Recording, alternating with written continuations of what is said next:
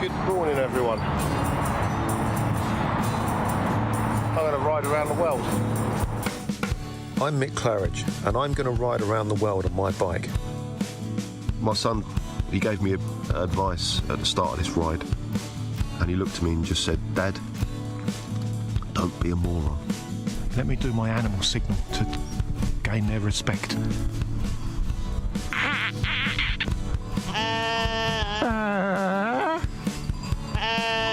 How's it going, Sally? Yeah, I'm alright, Mick. How's it going? Worse than that bit in Lord of the Rings where they go into the top and the spider's in the tunnel. I'm just hoping there's a spider at the top of this one to kill me. Freezing. And I failed. I moroned up the ride.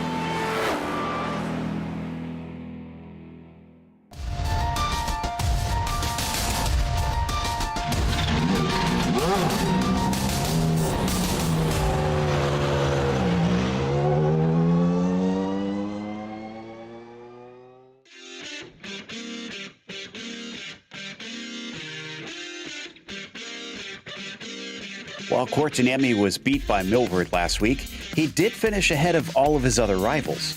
This leaves even his closest competitor almost a full win's worth of points behind. He may wind up needing that buffer because Summit Point acts like a road course version of Bristol Motor Speedway with this car. Will Topi come out unscathed? We'll find out soon as we get ready to watch round 5 of the Lotus 79 Sunday Grand Prix Series, and you'll see it all live here on the Global SimRacing Channel. Hi, I'm Joe Peak, and with me in the booth is Thomas Mangosi. Behind the scenes is our director, Ryan Bauer, and he's using cameras provided by Dougie Beard. Summit Point is not the sort of circuit you often equate to Formula One, but this community is going to try it anyways. Let's head to our track guide to learn more.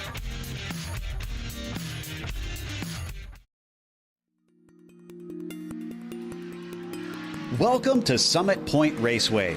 Once the stomping grounds of IMSA and Trans Am vehicles thundering through the West Virginia mountains, this circuit is now mainly used for club racing and performance driver training. Situationed a couple hours west of Washington, D.C., there are actually 2 entirely separate circuits that can be tackled here on the iRacing service. The main circuit is just shy of 2 miles in length, including 10 turns, and can be chopped off into the short version, which has 9 turns and only 1.5 miles for a lap.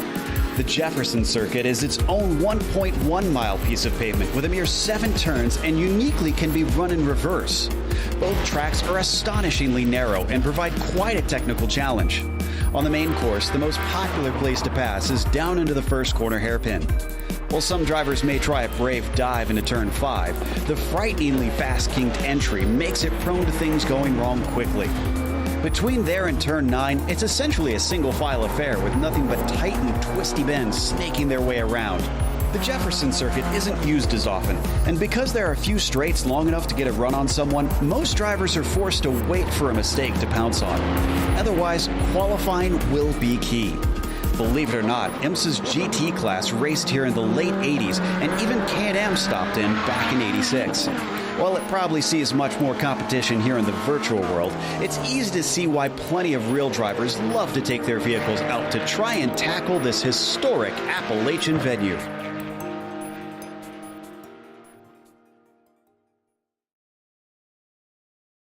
Well, Thomas, this is going to be an exciting one, no doubt. Even though this one's split, so we won't have a maxed out field, I have a feeling that there's going to be lots of action on track.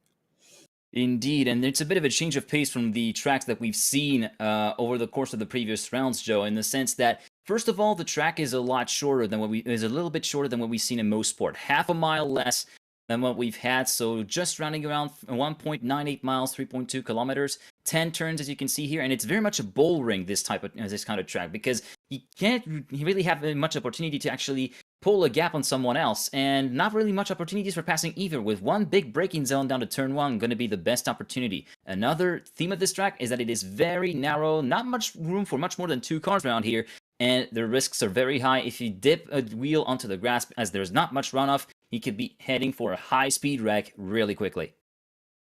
Certainly. So the drivers will have to keep their wits about them, no doubt, especially as the race progresses and lap traffic starts to become a factor. But let's take a look at the championship situation, which we touched on briefly there. Topi Kortaniemi really stretching away. Alex Millward now coming into the mix after getting his first win of the season last time out at Mosports. And we'll see if he can overtake Gernot, who's been quite consistent this season, even though he's only had a single podium thus far. Karthik Pai, got to give credit to him. Being up in the top 5. He's been steadily improving season after season. However, I'm trying to think. I'll have to double check the stats to see whether or not he's ever had a podium in this series, and if maybe he could try and get that today with some of the chaos. Andy T, of course, not competing for the full season, although he's been a bit back and forth on when he's showing up on these races. Pep Meyer, Ryan and Labros, and Germany rounding out your top 10 in the field. What about the team's championship here, Thomas? How's that one sitting? Well, in terms of the team's championship, it is Team Essex Lotus currently leading the standings with 97 points. Just a shy lead, just 6 points ahead of the Ligier Gitan team, who itself is just 8 points ahead of the Renault Elf team, the two French-bearing outfits, of course. Then in 4th place, we find Parmalat Racing Team, 31 points behind the leader. Then just 3 points behind, we found Albilad Williams Racing Team, then Warsteiner Arrows Racing Team in P6 and P7. At the bottom of the field, the Scuderia Ferrari, whose drivers didn't seem to really have that much luck so far in the first third of the season. Been a bit off of it this time around. Now, for the race itself, because the laps are so short, they're going to have to do 41 of them around here to make the race distance. It's open setup. I'm curious to see if anybody will try and trim the car out, since there is only that one sort of long straight. You can hardly even call it long, considering how short the lap is. No spare car if you find yourself getting damaged. And as Thomas mentioned, there's a lot of places where you can skitter off the track and wind up in the wall here. Drive-through penalty at 17 incidents, probably not going to be as big of an issue since there's not any paved runoff to speak of, and it's disqualification at 25 incidents on this track. Right now, they're in the midst of the qualifying, and Alex Millward's currently only in 3rd. Luis Nunez, who has popped in, usually a driver we see very quick, and the new Mercedes W12 is on the provisional pole. Topi Kortaniemi, both of them having taken their 2 laps, is sitting next to him on the front row. Millward just came across for his 2nd lap and looks like he's not able to go any faster. Also, Thomas, we've got Tomasz Simon, who runs over with a black stripe in the Dallara IR01, so glad to see him back once again. Glad to see him back after having missed round 4 following his I think it was a 2nd place at Brands Hatch back in round 3 of the season. So yeah, good to see Tomasz Simon back in the field, slotting in a time of P4 with a 102.957. But it just occurred to me that Luis Nunez with a 59.564 apparently has slaughtered the world record for qualifying ground here at Summit Point. The previous world record was courtesy of Juha Norolampi with a 100.587. We're already gone a second underneath that, which is darn impressive. Well, especially considering, if we could take a look at the temperatures It's 117 Fahrenheit on the track right now, 47 Celsius.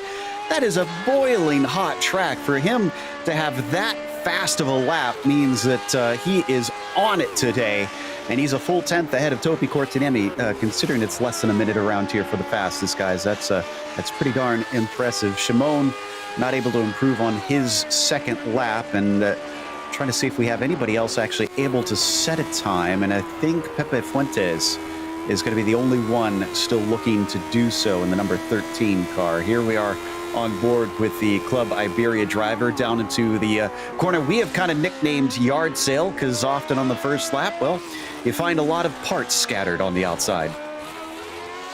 Or you could consider it as like a used car lot sometimes, depending on the condition of the car that do end up in that little area there. Currently, Pepe Fuentes rounding out the final corner. Here comes turn 10. Here he is going through turn 10 in the Renault Elf livery. What is he going to be able to put down in terms of lap time? Across the start-finish line now, it's going to be a 1:00.238, which will be good enough for him to move up into P7. And that'll take us to our starting grid today.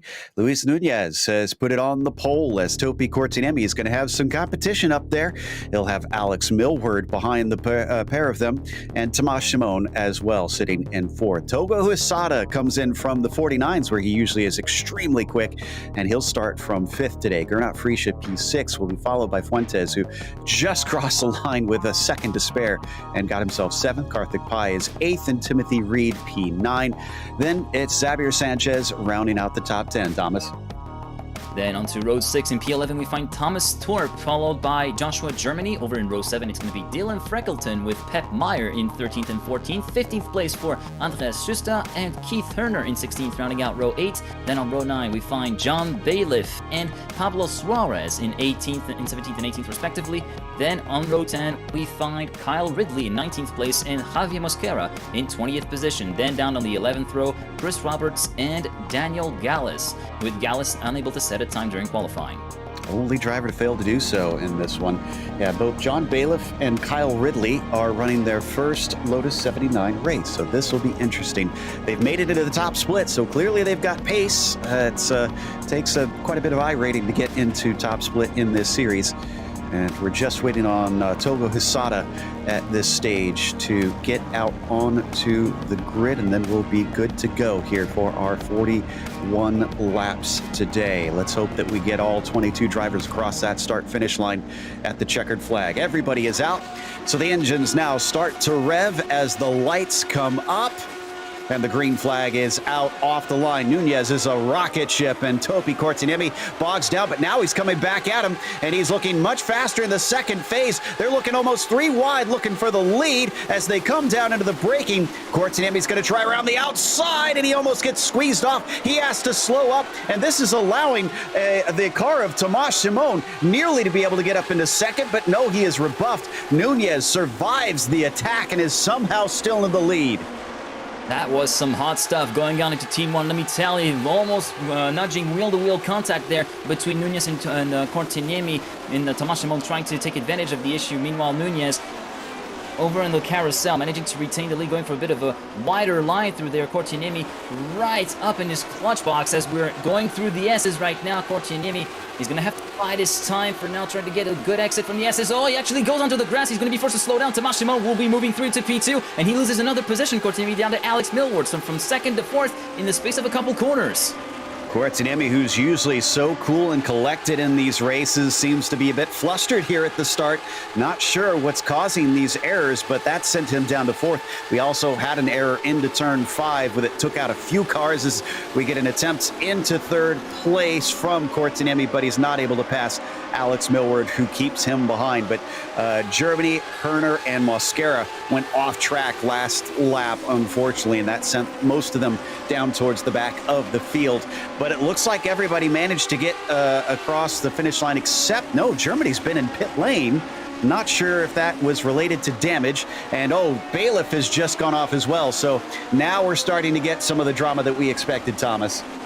Yeah, indeed. And Nunez also, well, I thought Nunez actually, we actually lost contact with him for a little bit, but he's still very much in in control. But yeah, as you mentioned, Germany and also Bailiff having gone off. So we're starting to see a little this track too, a little bit of damage, which is something that's, I think, with this track not really that well suited for cars as big as this and as downforce hungry as this. Is kind of an expected thing here over at Summit Point. Meanwhile, Nunez will put the hammer down and take the first lap underneath the 101s with a 100.955 for the race leader. Full second ahead of Shimon right now. Tomasz is well equipped. He's taken plenty of wins in this series to try and beat him to the checkered flag here today, but we'll see if he can run him down, having already lost a fair bit of time at the start. The traffic may help once they start to catch up to the tail end of the fields. You can see that bright blue number 1 still leading a whole train of cars as well. Millward's in there. Cortinemi, who's probably desperately hoping to make some overtakes here early so he can catch up, is probably not going to be sitting around, and then they finally get a tiny break down to Togo Hisada, who is in 5th. So Hisada indeed a little bit further down, 1.1 second down on the train of 4 leading up front, although Nunez is currently building a bit of a gap, trying to make a run for freedom up ahead in the number 3 car with already a gap of 1.2 seconds compared to Tomasz Szymon, his direct pursuer, with Alex Millward also looking to be running pretty hot as he just took the fastest lap of the race so far for 5,000 just ahead of Nunez with a .793, and then Hisada a little bit further behind is going to have a little bit of a lonely race. He already has a 8/10 gap over to Gano Flitch in P6. Meanwhile, we're riding on board with Cortinemi, who is following closely the battle for second up ahead between Shimon and Millwood, who are very much going toe-to-toe against each other right now. Yeah, they are mighty close here and have been for the majority of this lap. I love that onboard view, though, that we got of Cortinemi. Really shows you how tight it is around here as he was flirting with the edges of the circuit at every corner. Coming up to Paddock Bend, though, this is where Alex will want as good of an exit as he can get, but it doesn't appear to be the case, and Shimon keeps him at bay for the time being. They're still losing bit by bit up to Nunez. It's now up to 1.1 seconds, and behind them we got a little bit of a battle coming down to the hairpin. That is Reed down to the inside of Karthik Pai, and he's going to push Karthik back to where he began this race. I think the Texan wants to try and fight back, but no, he doesn't have a good enough run coming up to Wagon Bend. So we hop on board with Karthik, seeing if maybe he can get something later on. Ahead of them up the road, that is Frisha that you can see. Indeed, Frisha in P6, and we were heading towards the turn 1 battle between Reed and Pai. That was a textbook move from Timothy Reed, late on the brakes on the run down to turn 1 to move up into P7 at the expense of Pai. But you can see the drivers having to really fight the car into the corner and sometimes having to manage the rear end that can tend to wiggle a little bit at the exit of the S's before the run down the backstretch towards Paddock Bend. And it's very easy to kind of misjudge that and have the rear end kind of slip out on you. We couldn't see it, but behind Karthik, Sanchez was way off, dipping his wheels into the dirt. Pat Meyer's going to try and take advantage of it, but it looks like Sanchez is going to be deep onto the brakes on that one. He comes off of an excellent run back in the 49s last time out at Imola yesterday morning. And as he hops over to a higher downforce car, seems like he's struggling today compared to that. Maybe likes to slide it around a bit more. Of course, these cars probably going to be pretty high downforce out there for this track with a lot of slow corners, especially through this back half of the course as we watch them all in line. This is being led still by Frisha. They're in 6th position with 5 kind of in a train trailing them. Indeed, 5 in the train trailing them, although yeah, Fritsch, it seems as though the gaps are somewhat decreasing as you go further down. You see Fritsch leading by that train by around 6/10, and then we see 5/10 of a second, then 3/10, then between Sanchez and Meyer, it's down to 2/10. So it seems as though Fritsch is trying to make a run ahead, trying to get a little bit of a gap on the rest of the field, but right now he's got somebody else to contend with, the former Timothy Reed in the number 8 car, managing to keep the gap within half a second. Absolutely. Reed, though, starting to pull away from Pai as well. I thought that, like you said, it was all closing in, but it seems like he's getting himself underneath him now and is on the gas as they break down into turn 5 once again. And they all accordion together still very early in this race, only lap 7 out of 41. Germany since came back into the pits a second time to get some more repairs after he returned to the track. And it looks like he's back out once again, but he's well off the pace, almost 3 seconds off the pace of the nearest car. So he's probably going to get swallowed up. John Bailiff as well. Unfortunately, his debut in the Lotus 79s was short-lived. He is already retired. We're down to 21 out there today. Ooh, coming into the first turn and a switch back from Cortinemi, seeing if he could overtake on Millward. No dice, though. No dice, but he's managed to get right within his gearbox. He's going to try to make it into Wagon Bend. No, he thinks twice about it. He backs out of the move. And Millward running a little bit wide with 2 wheels onto the gravel there, but manages to get away with it. But that was a nice sequence from Cortinemi, who would have would have thought about the moving to Wagon Bend, but he thinks no, it's not really worth it to try and go for the dive bomb there. He decides to back out of it and thinks and lives to fight another day. That could have ended in an ugly wreck. Certainly, and he's still stuck down there in 4th. He's a full 3.2 seconds off of Nunez right now, which isn't too bad considering that means we've got the top 4 under 4 seconds. So they're still mighty close together. But the shocking thing is that Cortinemi is our highest Raccoon Racing driver. As we come back to Pep Meyer now, who is sizing up Sanchez once again, and he's going to make a late dive down into the hairpin. Sanchez leaves him the space, cuts back underneath to see if he can pull the over-under, but no, it's not there, so Pep Meyer with a nice slice through in the 9th. Great move from Pep Meyer, though he was a little bit, maybe a bit squirrely on the throttle. You could potentially see him try to catch the car back up as he exited turn 1, but managed to get away with it, and that's a well thought out P9 for the number 19 car. So let's see if he can now catch up to Karthik Pai, who is just up the road from him in that yellow machine. Pai kind of looking forward there at Timothy Reed. We were talking about Reed on the attack on Freesia. Well, that has kind of fallen away, and now he's having to play defense. Paddock Bend, once again, coming off of there, having to stay over either to one side or the other of that tall little curb they've got on the exit. Looks like everybody managed that one well. And down to the braking once again. Everybody starts to spread apart this time. So no battles into that first turn amongst this group that has certainly been giving us plenty of fun at this early stage of the race. Off they swing now into Wagon Bend.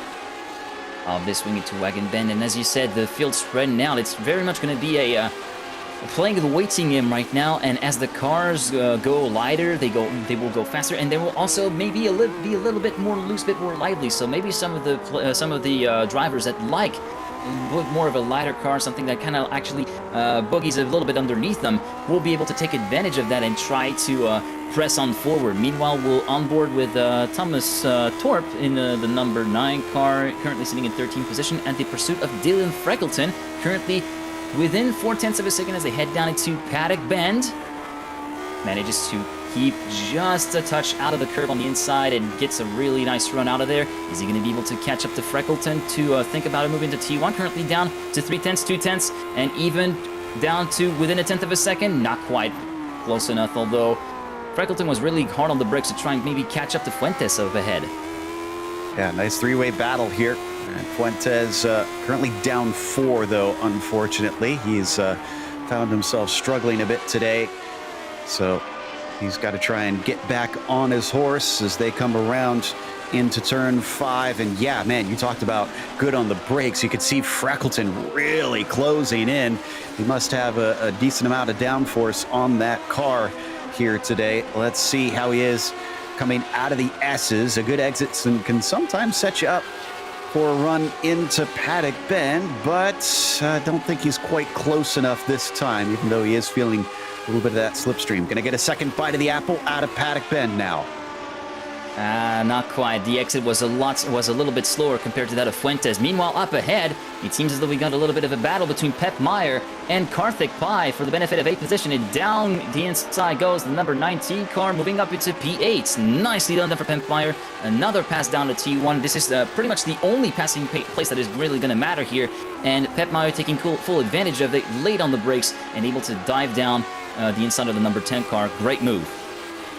So Pep now up past 2 cars, Sanchez and Pai. Timothy Reed up the road. Pep Meyer, honestly, our hardest charger right now. He is now up 6 positions into the 8th spot, and he's rated number 19 according to his iRating. So he is punching above his weight class for sure, and showing he is made of something special here in this top split of the Sunday Grand Prix series, coming around the final corner. That last lap with him making a pass, I'm sure it's not going to be representative, but I'm going to be keeping an eye on it to see if he is quicker than that number 8 up ahead, and if he can run him down. 0.124 for Pep Meyer versus a 0.251 for Timothy Reed on the last lap, counting the pass, of course, for Pep Meyer down in turn number 1. So relatively similar gap, but yeah, we'll have to wait and see what the gap will be at the end of this lap for Pep Meyer, or rather what the pace of Pep Meyer this lap will actually be.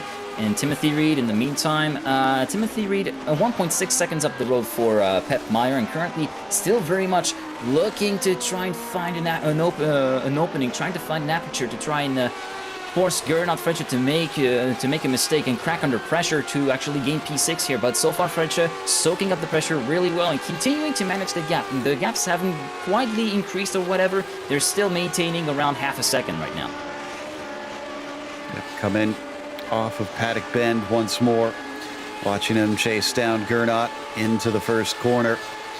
Timothy Reed probably much more focused forward. Not sure if he's realized that Pep has managed to take a couple cars in quick succession. This last lap, Reed a 101.1 and a 101 flat for Pep Meyer now that he is in clear air. So that's 2 laps in a row, including the last one, and having a pass there for Pep that he is outpaced by a 1/10 of a second.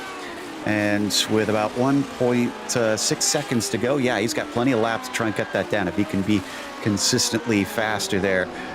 No doubt. I think we just had a pass for 18th position. No, excuse me, for 17th. That was Chris Roberts and Daniel Gallus that swapped spots, or almost tried to swap spots. Gallus unable to execute on that one into turn 1.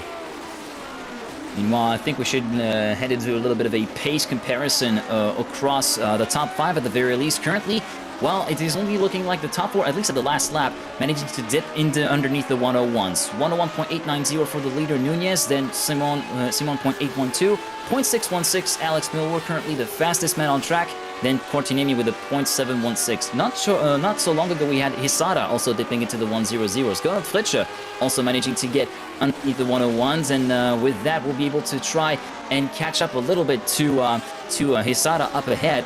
And so far it seems as though Timothy Reed and Pep Meyer are going to have a bit of a tough time, as Pep Meyer was all loose all across the track coming into the carousel a little bit earlier on. In the meantime, Cortiniemi in P4 is looking to try and catch up to the rest of the field, as we are back on course with Pep Meyer, the number 19, followed by the camel car of Karthik Pai. And yeah, he was a little bit loose coming out of the carousel there, and managed to keep it all in line and keep it in check beautifully.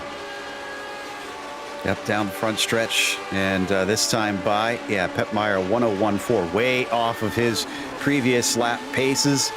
And Karthik Pai, who I thought maybe had an opportunity if he wanted it, decided not to attack.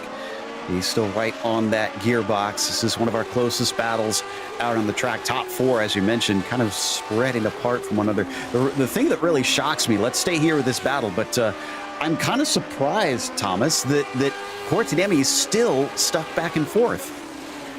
Yeah, indeed. It seems as though he's struggling to find the groove somewhat here in this race, trying to find himself he's found a consistent rhythm, but he's not really been able to find the edge over the rest of the top 3, especially versus Alex Milward, who just the previous lap has posted a 0.545, the fastest lap of the race so far in this race, and that's been a little bit more improved, a little bit more with a 0.541 or 0.524 rather, according to the timing stance. So yeah, Milward very much on it, as apparently there was a car in the gravel down into the run into turn 1, as we're back on board with someone a little bit further in the midfield, Daniel Freckleton, who's catching up Pepe Fuentes big time. He's going to try to go around the outside, maybe into the run to the turn 1, breaking around the cones. Is he going to be able to roll it through around the outside?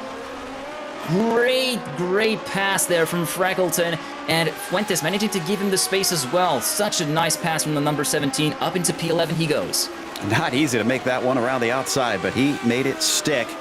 And yeah, that was actually Josh Germany that went off into the gravel. He was a car getting lapped, so he was just trying to stay out of the way of the leaders and give them the entirety of the track, I guess, since it's just so narrow out here. The third in line that you see is Thomas Torp in this group. So Fuentes, Torp, and Freckleton in there. We hop on board with the Scandinavian driver. A little bit of back and forth in front of him from Fuentes, just kind of showing himself in the mirrors of Dylan Freckleton. And coming around Paddock Bend, you can see them trying not to straddle that curb yet again, getting close to the halfway mark of this race. And look at this, things now getting a little bit intense between Reed and Freesia. Starting to suspect that it seems like maybe Reed is a little more trimmed out than Gernot. Yeah, it seems like it, with a 6 kilometer difference between that of Fritsche and Reed in favor of Reed, with a little bit more front wheel taken out of that number 8 car, but apparently he's still going to have to need a good exit from the final sector, especially from the S's, and the outwash from the Aero is probably going to hamper him a little bit. This sort of dirty air that you might encounter, even though there's not much dirty air around there. It could still be a bit of a problem going into really high-speed corners like Paddock Bend here. The run is a little bit less tidy compared to that of Fritsche, although he's managing to catch up big time, 0.2 of a second. Is he going to try to dive down the inside? Who's going to be picking which side? He dives down the inside last minute. Reed, no, he has to back out of it as Fritsche closes the door. And so far, still the status quo for P6. Couldn't quite get there. Thought maybe that trimmed out wing could help him. And we've had a problem with Pepe Fuentes. He has lost it out of Paddock Bend. It's that curb I keep talking about. He did not pick one side or the other, and sitting on the fence cost him because it sent him into the fence. Not sure if we got a replay of the 13 having his incident. You can see he's back rolling. And this was a big hit here, Thomas. Here we go. This is the incident. Okay, coming out of... Ooh, actually dropped 2 wheels down. A little bit earlier on the exit curve of Paddock Bend. And yeah, that sent him into a spin really, really hard. Look at that. He just loses the car as he tries to get back onto the tarmac and back onto the racing surface. And then he sends spearing into the right-hand wall with plenty of damage and a mangled rear wing, if you ask me. Yeah, I'm not sure if he's going to have much speed after that one.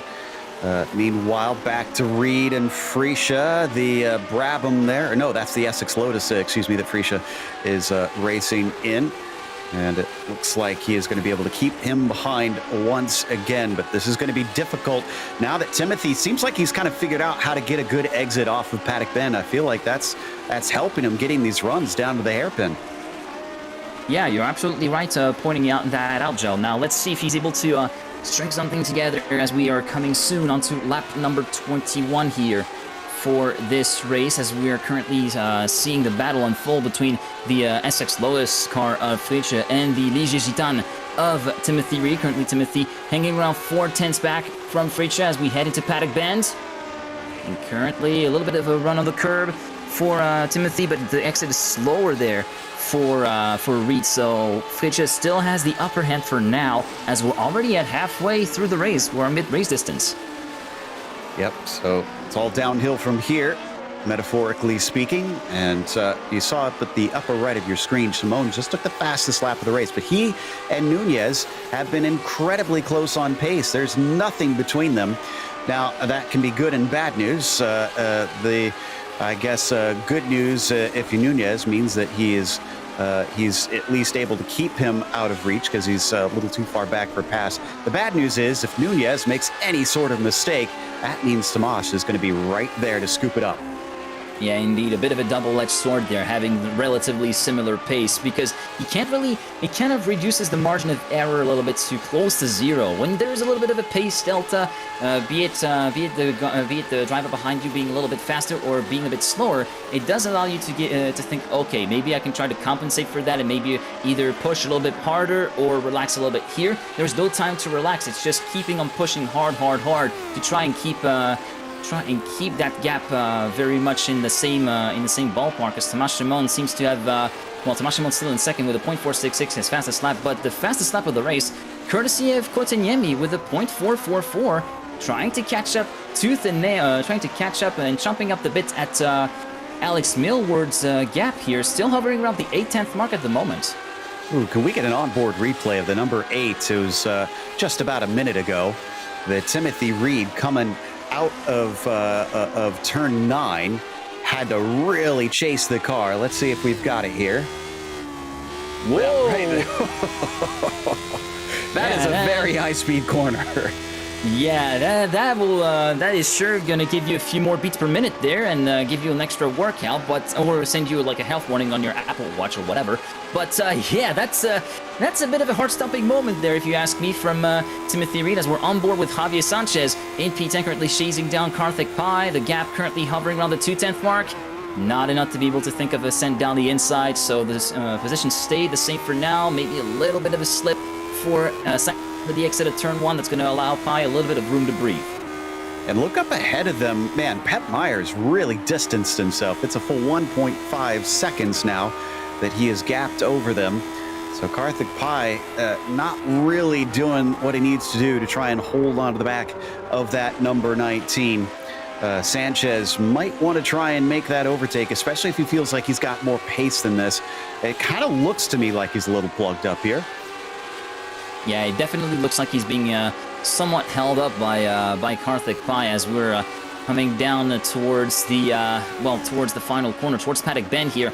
From the perspective of Pai and Sanchez, the battle for P9 currently raging, and so far it seems as though Sanchez has managed to kind of close up the gap a little bit, but that's really compared to the previous lap. Well, it was visually speaking that we saw the gap close, but the gap's still hovering around the 2/10 mark right as they head into the braking zone for turn 1. So there doesn't seem to be an evolution of pace. 0.151 last lap for Pai versus 0.197 for Sanchez by comparison. And coming up to Timothy Reed in the meantime, Frisha right there in front of him. It was about 2/10 back into the braking zone, so he is starting to really apply the pressure, not just into the first corner, but elsewhere on the track. Car might be sliding around, but he certainly seems to be on top of things. And speaking of sliding around, we mentioned earlier it was 117 Fahrenheit. Well, that's continued to rise 125 Fahrenheit now, 52 Celsius out there. Shockingly, that's not the hottest I've seen here in iRacing before, but it's still creeping pretty far up the order.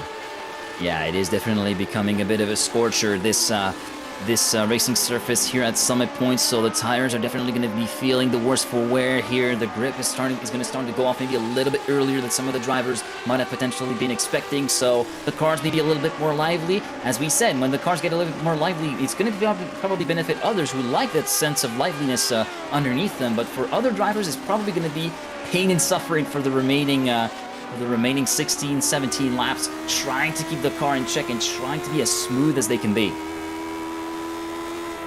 So coming down into the braking of turn 5 once again, Thomas Torp with an up and down race. Right now he's down. He is down by 1. Freckleton up by 2 though, as the 17 continues to play defense. I guess that's the good thing if you're the car ahead, is you definitely have the advantage here, Thomas. You've got the track position. You just kind of have to run your line. Yeah, indeed. You don't necessarily need to do anything else. You just kind of run. You just need to, as you said, run your line. And when the opponent gets a little bit closer, maybe try to and organize your defense so that you don't get caught out in a big braking zone like the one at T1 here. As we see Torp catching up, is he going to think of it? No. The gap's still very much well managed by Freckleton, allowing him to take turn 1 without pretty much any second thought, and not having the thought at the back of his head that there might be someone potentially charging down the inside at T1. Meanwhile, at the top right of your screen, you've seen a new fastest lap courtesy of the race leader, Luis Nunez, with a .226. Are we potentially going to see a .1 or maybe sub 60-second lap? Could be on the cards. Yeah, that's down to qualifying pace for these guys. And we've been watching this fight between Millward and Kortsuniemi. They are really pushing the limits. They kicked up dirt coming out of Wagon Bend last time and down into the corner. Cortinimi's still not close enough. He's got to be kicking himself for that mistake early on. Yeah, indeed. He's definitely going to be thinking, man, that's a run, that's a right run out of T9 was definitely not what I needed. So far, I still need to somewhat take up the slack. Like, I know I can potentially try to catch Millward up there, but so far, Millward has been has been showing his A game as well, and he's managing to keep a solid podium run on the track and potentially on course for a third place finish. Although I say that, there's still 15 laps to go, so I don't really want to do the commentator's curse there, but knock on wood for Millward, everything's looking pretty solid out here. Yeah, 15 laps, but that only equates to about 15 minutes for these cars, so it's going to go by quick, I have a feeling. Meanwhile, we've jumped back to Togo Hisada here. Now, Togo's been caught by Freesia. He was much farther back. They did have some lap traffic. You just saw them overtake. That's Pablo Suarez, who stays out of the way. That's the first car we've seen that hasn't had major issues that we're aware of. Josh Germany, obviously, was dealing with a damaged car, so of course he's going to get caught. But now we've got the leaders starting to come through the field. Chris Roberts, I think, is being overtaken, and so is Daniel Gallus. And this could maybe shake up the pecking order a little bit. Yeah, indeed, as we're currently following the battle between Hisada and Fritzsche, the number 11 and number 2 car, currently going at it as they head into the carousel.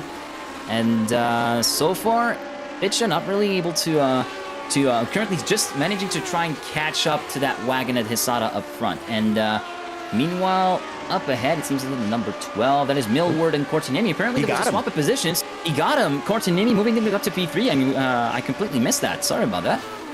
That happened.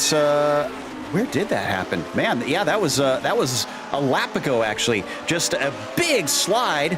Yeah, if we get that change of position, if we go just a little earlier, Millward was all sorts of drifting coming through Paddock Bend, and he is really on top of him now. He wants that spot back. He liked being on that podium position. Oh, but this is a bad place for traffic. Cortinemi really having to second guess on where to go around. Chris Roberts eventually gets out of the way. I'm surprised Millward was not on the attack there.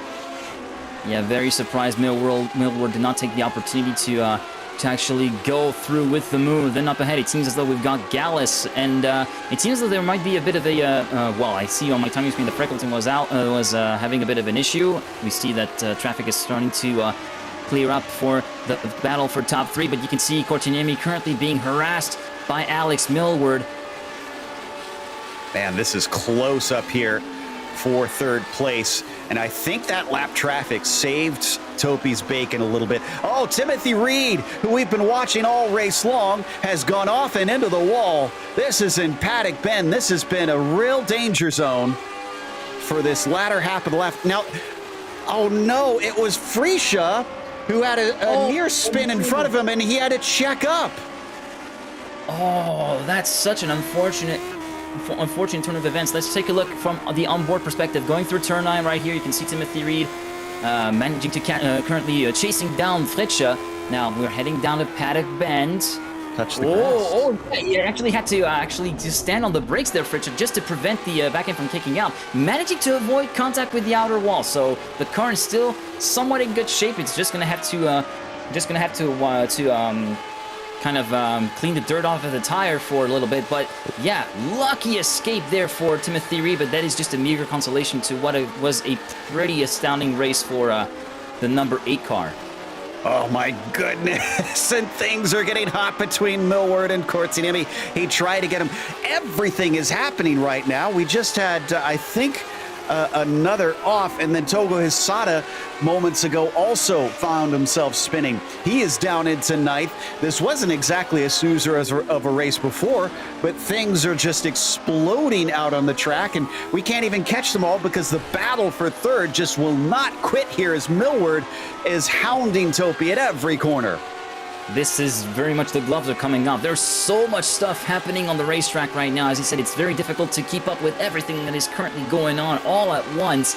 And yeah, currently the most The most breathtaking battle right here is for P3 between Cortiniemi and Millward. Millward trying to get a better exit from Paddock Bend compared to Cortiniemi, but Cortiniemi actually got the leg up on Millward in the exit of that corner. Meanwhile, Tomas Shimon in P2 dipping into the 1:00.1.130. Great lap from Shimon right there. As we said, we were kind of like heading towards qualifying pace territory over the course of the race for these guys. Seems like the bet for the sub 60-second lap is in the race is not that far off.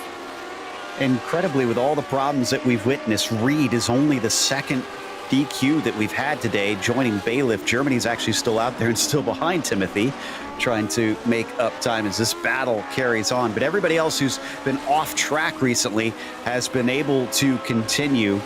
Man, that incident between Reed and Freesia really illustrated how quickly things happen in this car. Just a little checkup and poor Reed became the victim of that incident. But here we go again, Thomas, onto the front stretch. This is where Millward really likes to try and attack. Let's see if he can do it this time. Millward getting a good exit from Paddock Bend out of turn 10. Not traffic getting out of the way, but so far, not really anything he can do to try and catch up in the run down to turn 1, except try to stand on the brakes earlier. Is he going to try to go? No, he catches up big time with a bit of a later braking compared to Cortiniemi, but so far, still very much around hovering around the 3/10 to 4/10 range in the gap between Cortiniemi and Millward at the exit of turn 1 here on lap 33. And what this has done is it was a lot closer from second to third just a few laps ago. And Topi Cortiniemi is now a full 3 seconds behind Tomas Shimon, who's also starting to drop from Nunez. Looks like Luis is really turning the wick up there, and it's now up to 2.2 seconds between P1 and P2. But man, Alex Millward just filling the mirrors of the Finn. And he wants that podium position back. Both of them are down 1. Both of them probably not terribly pleased with how the results are looking right now. Seeing that black stripe disappear into the distance, and this is the best run we've seen yet. Already going down to the inside. Topi Cortiniemi tries to defend, but look at how quick he is in a straight line. I thought Alex was going to easily get beside him, but it was not to be. Still is deep on the brakes, Thomas, and my goodness, Topi is proving to be a tough nut to crack. Topi looking to be a pretty fast Finn out there there on this racetrack, and you could see Millward potentially try to get the switch back into T1, but then at the exit, as he tries to get the power down the car back and started to slip out on him, he was trying to fight the car to catch back up as they entered the carousel, almost nose to tail, almost slipping the mustache of the number 12 car in the gearbox of the number 4 there for Alex Millward as they head into the S's.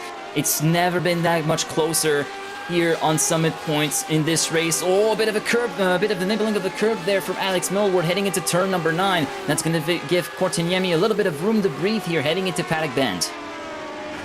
Oh, this time he's not nearly as close. I think Topi was tired of having to play that game, and he definitely was a much better launch coming off of Paddock Bend. And he's trying to break the slipstream. He's starting to get a little bit tricky out there, hoping to get himself some more breathing room. And we're down to 7 laps to go, so this is going to dissipate quite fast now. And up at the very front of it, Nunez is still your leader, dealing with some more lap traffic. He's up to P14. That's Schuster letting him by, so now only 13 cars left on the lead lap. Mascara is the last amongst them.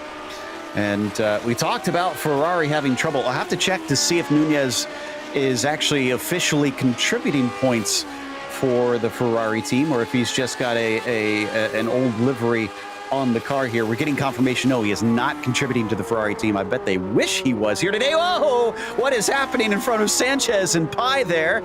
That was Pep Meyer, that was for position. That was for position down at the carousel. Pep Meyer having a bit of a moment there and dropping down 2 positions from 6th to 8th, promoting Karthik Pi and Sanchez in P6 and P7. As, yeah, that was a bit of a weird one. I wonder if we can get a replay of what's happened here at the carousel. So here we see Pep Meyer breaking down for the carousel. Oh, he comes in way too hot and just spins it round. Able to get it back underway. Lucky for Karthik Pi and for Sanchez to avoid contact there with Pep Meyer, because that position on the track was not exactly that safe. But, yeah. Really rookie mistake for Pep Meyer, I think, going a little bit too hot at the carousel and throwing it all away. Yeah, he's going to be ruining that, as that definitely handed that over to these two, and now he's got to try to work hard and very little time to take it back. In fact, Sanchez, we could see trying to outbrake Pi coming into the first corner, was hoping that maybe he could get 2 in 1 lap essentially, but it was not to be. Still, he is threatening that yellow number 10 machine just about every time he circles another corner. Tomas Simon now taking another fastest lap and cutting it back down. Now, Alex Millward has certainly been sliding a lot up there in 4th position, but Topi Korteniemi has been having his own problems, so that's been a bit of a back and forth between them.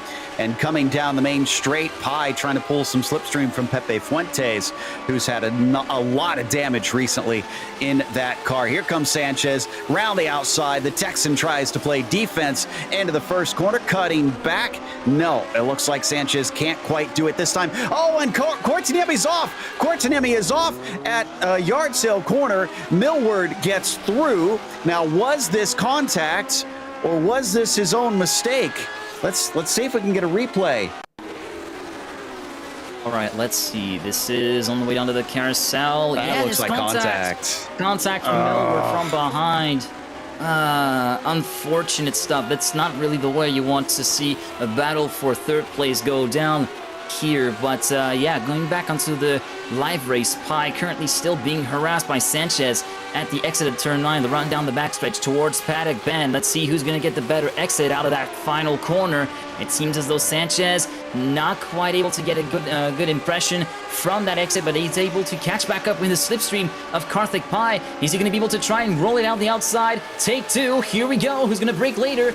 Sanchez will try to break later. Is he going to try to roll it through? Is he going to be able to make it stick? Not quite. Pi continues to plow through and continues to put the power down and plays defense. It's still very much hot between these two as Sanchez tries to go through through back and bend, but he gets a slide out. Ooh, manages to catch it nicely. But yeah, Pep Meyer is going to be sniffing that opportunity any second now. Oh, man, that just about became a disaster there. As a big slide there from Sanchez coming through Wagon Bend, Pep Meyer getting out of it. I thought maybe Pep was going to utilize those two fighting to at least sneak 1 position. Josh Germany just came in the pits again. Let's try and investigate to see what happened with the number 7 car that caused him to visit in with only 3 laps to go. Thought maybe he was going to park it because he can't gain any more positions from here. But man, this fight for 6 has become pretty exciting. Now, as far as Millward and Korteniemi, I was able to go back and take another look myself away from the replay. And I think that one is definitely a racing incident. Topi lost a little control into the corner. Millward, pretty similar to what we saw with Frisha and Reed. Just couldn't get it wound up in time. Instead of flying into the wall like Reed did, he flew into the gearbox of Korteniemi. Yeah, I had to agree with you. There was absolutely no evil intent there. It was just a case of someone having a bit of a moment and trying to keep the car under control. And yeah, Millward behind had to check up, but he saw it maybe a little bit too late. Of course, it's always a shame when those things happen, but for me, that's just the law of racing, purely and simply. As currently Pi is still holding off Sanchez. Sanchez very much finding it tough going to try and go past Karthik Pi here for the benefit of 6th position as we head into Paddock Bend. And it's still going to be Pi, this time with a much better exit compared to that of Sanchez. And the toe not really being that much of an effect so far. 4/10ths back, it's not really going to enable him to think of a move down to turn 1 for Sanchez quite yet. As we're already on the penultimate lap, 2 laps to go. Man, time does fly by real fast. Stuck his nose to the inside, but Pep Meyer can't execute, so Sanchez remains in 7th. Oh, Millward's off, and Topi goes back by. 2 laps to go, and Millward should have had that 3rd place wrapped up. He did that to himself. Let's take a look at it. And spinning the tires up? Yeah, he does. Oh, he does spin the tires up, and the car heads towards the left-hand side. And heavy damage there for the number 12 car, Millward. Korteniemi getting his due back as we're already on the final lap here, following with Luis Nunez. 59.965, the fastest lap for him. Not the fastest lap of the race. That is courtesy of Tomas Simon with a .868, but now just a few kilometers to go. Less than a mile and a half, I wager, to go for Luis Nunez until he sees the checkered flag to take the win here. So Nunez, with half a lap to go, started this one on pole and definitely had pressure there. Thomas Simon was within range, just unfortunately couldn't get the pace up enough to keep the number 3 under enough pressure that he could elicit a mistake. So Luis Nunez out of Paddock Bend takes the victory here for round 5 in the Sunday Grand Prix series. Oh, behind them, I think Sanchez just took Pi down into turn 5. Indeed, he was setting up the move all the way from turn 1, but he gets a little bit of a slide coming out of the carousel. Is Catholic Pi going to be able to capitalize on that? Not quite. It's going to be down to one last run into Paddock Bend, it seems like, for Catholic Pi versus Sanchez. It seems as though Pi got a better run from turn 9, then through turn 10. Is it going to be enough? They're really close together. Pi is going to have to concede. He's 2 wheels on the sand, and that's going to be P6 for Sanchez. Brilliant move at the entry to the carousel on the final lap for the number 5 car. Amazing stuff there. Sanchez on the last lap of asking. Also bad news for fans of Togo Hisada. He is struggling to finish his last lap. He had a massive accident coming through Wagon Bend, and I'm not even sure. Yeah, he's going to try. He's still trying. He's been limping this thing around. He's determined to see that checkered flag. But wow, 11 cars on the lead lap on this tiny little track and tons of action at the end. That's going to send us to a break. We'll come back with the official results as well as driver interviews, so stick around.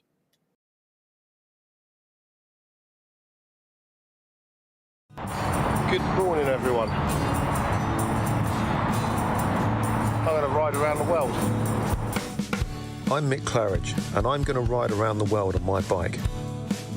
My son, he gave me advice at the start of this ride, and he looked at me and just said, "Dad, don't be a moron." Let me do my animal signal to gain their respect.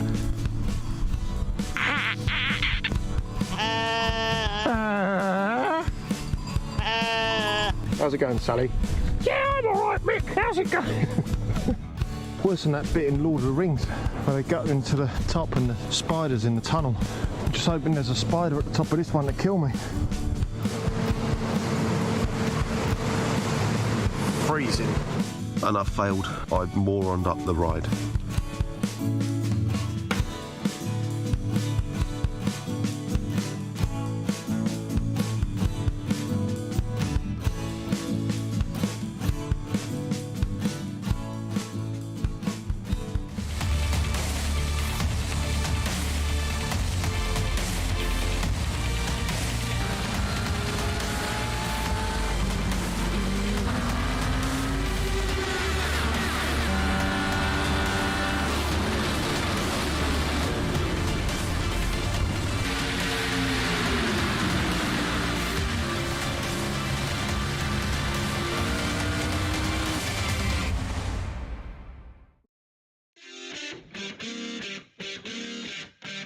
Wow, that was a great race here today at Summit Point Raceway.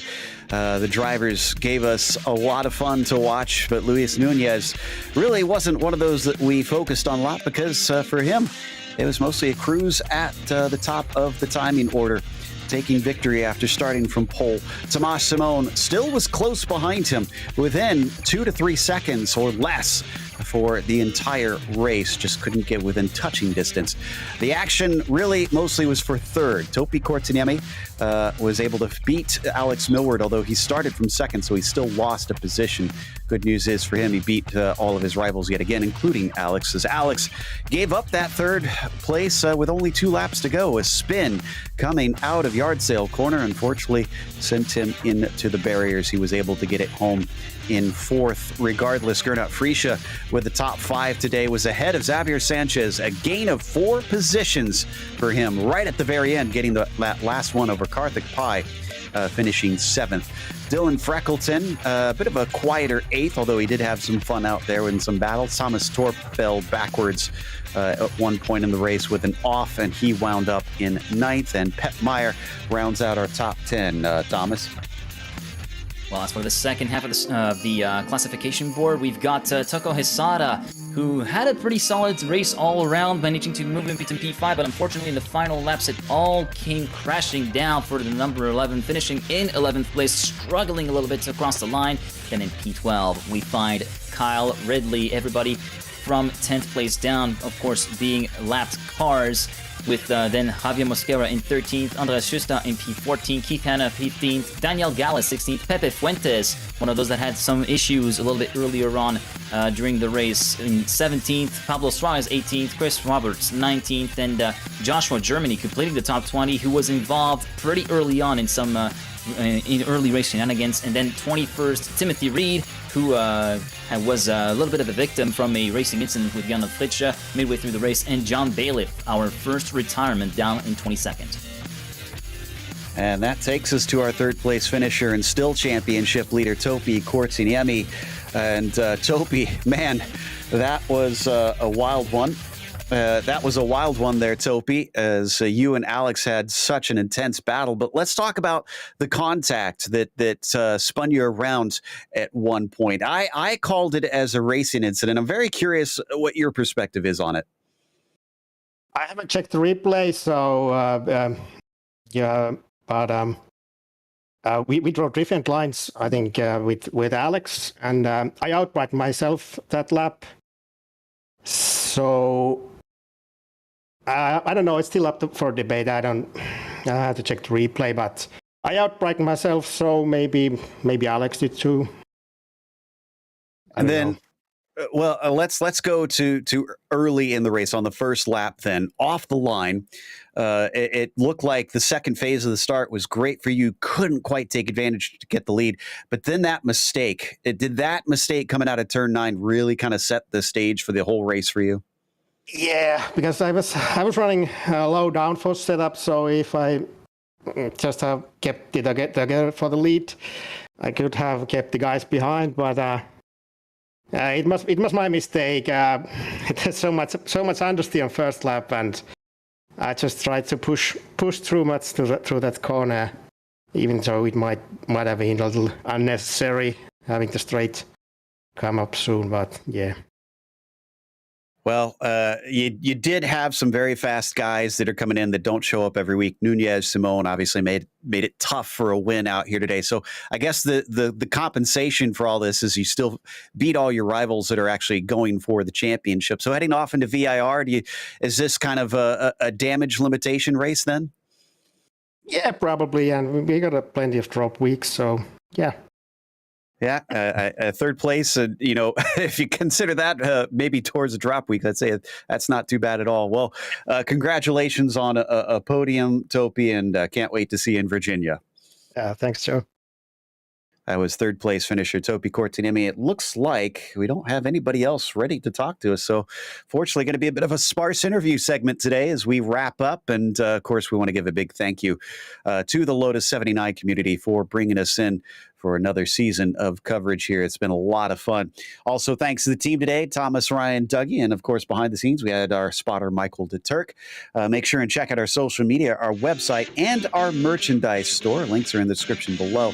And don't forget to subscribe to our YouTube channel as well so you don't miss a moment here on GSRC. Our next race, as we mentioned, is Virginia International Raceway, Sunday, July 24th. Back to our normal time at 11:30 a.m. Eastern. Be sure to check out our other broadcasts listed here, including the reason we are a little bit early today. It's the Majors Austrian Grand Prix with the brand new Mercedes W12. That'll be at the Red Bull Ring at 11:45 p.m. Eastern, just a few minutes time. Until next time, though, race clean, race hard, and we'll see you on the track.